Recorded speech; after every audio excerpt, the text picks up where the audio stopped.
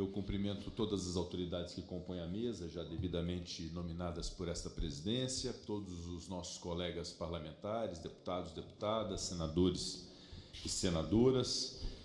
O início dessa nova sessão legislativa é sempre uma oportunidade para rememorarmos o que evoluímos e para estabelecermos as prioridades quanto ao que precisamos avançar. Nos últimos 200 anos, desde a criação do Poder Legislativo brasileiro, o Congresso Nacional enfrentou uma série de desafios que puseram à prova não apenas a sua permanência, mas também a sobrevivência da própria democracia brasileira. O Legislativo foi atacado, fechado ou dissolvido em diversas ocasiões, em tempos de governantes autoritários e refratários às liberdades individuais e mesmo à noção pura e simples de democracia. Diante desses desafios históricos e contemporâneos, mais do que nunca se faz necessário o fortalecimento da autonomia parlamentar. Proteger os mandatos parlamentares é proteger as liberdades. Liberdade de consciência, liberdade religiosa, liberdade de imprensa.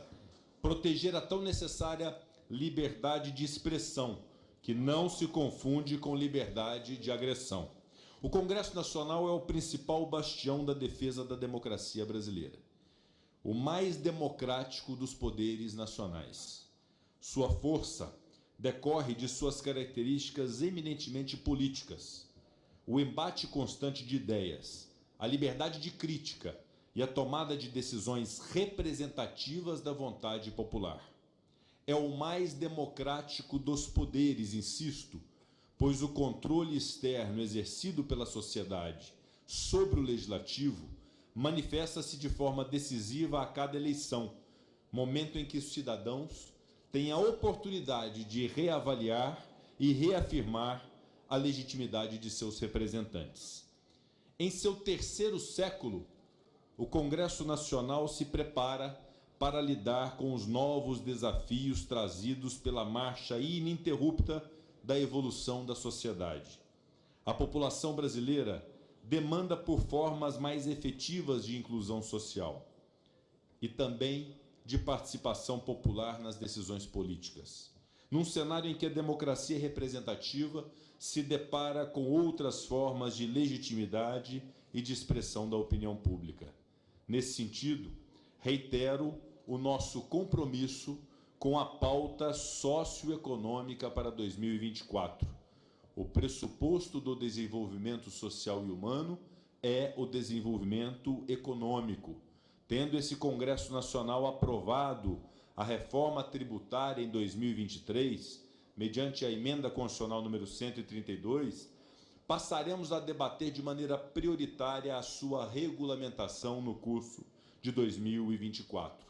Mas uma outra obrigação se apresenta ao aprovarmos uma reforma tributária para o Brasil: a desburocratização do Estado brasileiro, a definição de diretrizes adequadas para finanças públicas sustentáveis, o combate a privilégios e desperdícios com o dinheiro público, a discussão sobre a qualidade do gasto público e o tamanho do Estado brasileiro são desafios que se impõem ao Congresso Nacional.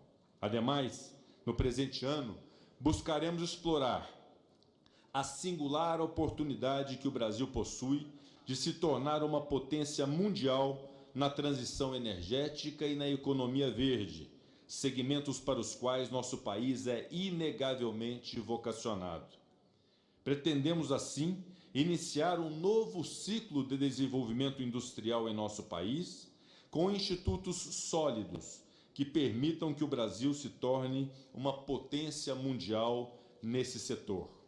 Além disso, é imperativo avançarmos na regulação da inteligência artificial e das plataformas de redes sociais, principalmente quanto à imposição de responsabilidades na veiculação de informações, a fim de mitigar externalidades negativas e, ao contrário, potencializar benefícios à sociedade de tecnologias que têm esse potencial disruptivo exponencial.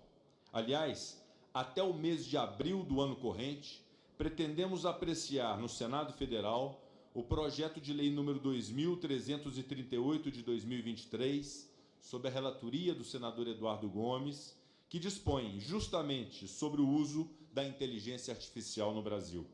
Estaremos atentos à reformulação do sistema eleitoral, codificando de uma maneira definitiva preceitos e princípios que norteiam a justiça eleitoral brasileira. E avaliaremos, senhores parlamentares, senhoras parlamentares, sempre junto à sociedade sem intransigência, o fim da reeleição, a coincidência e prazo de mandatos e a forma de financiamentos de campanhas eleitorais. Esta é uma prioridade do Senado Federal. Discutiremos temas muito relevantes e temas que, inclusive, tocam aos demais poderes, como a limitação das decisões monocráticas no âmbito do Supremo Tribunal Federal, os mandatos de ministros do Supremo Tribunal Federal e a reestruturação geral das carreiras jurídicas, considerando as especificidades e a dedicação exclusiva inerentes à atividade desempenhada pelos membros do Poder Judiciário. Outro tema para o qual dedicaremos especial atenção será o da segurança pública. Urge a instituição de fóruns para debate sobre o crescimento da violência nas cidades e na zona rural. Pretendemos colaborar para a definição de institutos penais modernos e, sobretudo, eficientes, capazes de conciliar o combate efetivo à violência urbana e rural com a garantia aos direitos fundamentais. Pensando nos mais jovens, que são o futuro do nosso país, efetivamente, devemos trabalhar para fortalecer o sistema educacional do Brasil.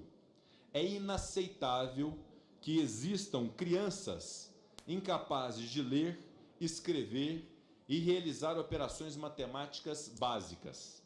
A alfabetização e a consolidação de uma educação que promova o raciocínio crítico deve ser meta não só deste Congresso Nacional, mas meta da nação. Pretendemos garantir igualdade de oportunidades por meio da educação e desenvolver os cursos técnicos, profissionalizantes e, sobretudo, as nossas universidades públicas. As casas do Legislativo reconhecem a urgência e a importância de aprimorar o sistema de saúde e também reduzir a fome, a miséria e as desigualdades no Brasil. É necessário direcionar esforços para fortalecer a infraestrutura hospitalar e garantir o acesso universal a tratamentos médicos e ao saneamento básico. Além disso, implementar programas de alimentação e assistência social para combater a fome e a miséria. Sabedor que sou da tônica do governo federal nesse sentido, tenham a compreensão e a certeza da colaboração deste Congresso Nacional para as políticas públicas de redução das desigualdades no Brasil. Esses compromissos refletem a nossa determinação em construir um futuro mais saudável, justo e inclusivo em nosso país. Trabalharemos para aprimorar a maneira como atuam os poderes da República, inclusive os poderes executivo e judiciário, sempre prezando de nossa parte pelo diálogo e pelo respeito mútuo, algo essencial para garantir mais segurança jurídica e, consequentemente, o progresso socioeconômico nacional. Somente a atuação colaborativa, transparente e harmônica de cada um dos poderes nas 3 esferas de governo é capaz de proporcionar que os governantes efetivem as políticas públicas necessárias ao desenvolvimento da nação e de cada indivíduo brasileiro. Enquanto representantes do povo brasileiro, é nosso dever, como Congresso Nacional, manter uma postura de equilíbrio, de imparcialidade e de independência. Nosso compromisso transcende as fronteiras partidárias e ideológicas, pois somos representantes de toda a nação com todas as suas diversidades. Reafirmo o compromisso com o espírito republicano que sempre norteou a atuação deste Congresso Nacional. O Parlamento continuará a ser o bastião da democracia, zelando pela transparência, justiça social e o bem-estar dos brasileiros. Concluo reafirmando a intransponível importância do Poder Legislativo para o desenvolvimento harmônico de nosso país. Esse Congresso é, incontestavelmente, insisto, a mais democrática das instituições do nosso Estado. É, portanto, com os ouvidos atentos aos reclames e desejos da população e a voz pronta para se levantar em defesa dos direitos de cada um dos brasileiros, que os membros desse Parlamento se apresentam aqui hoje, perante a nação, para o início dos trabalhos legislativos do ano de 2024. Prosseguimos, fortalecidos pelo nosso trabalho conjunto no Congresso Nacional, no Senado Federal e na Câmara dos Deputados, na construção de um país melhor para todos.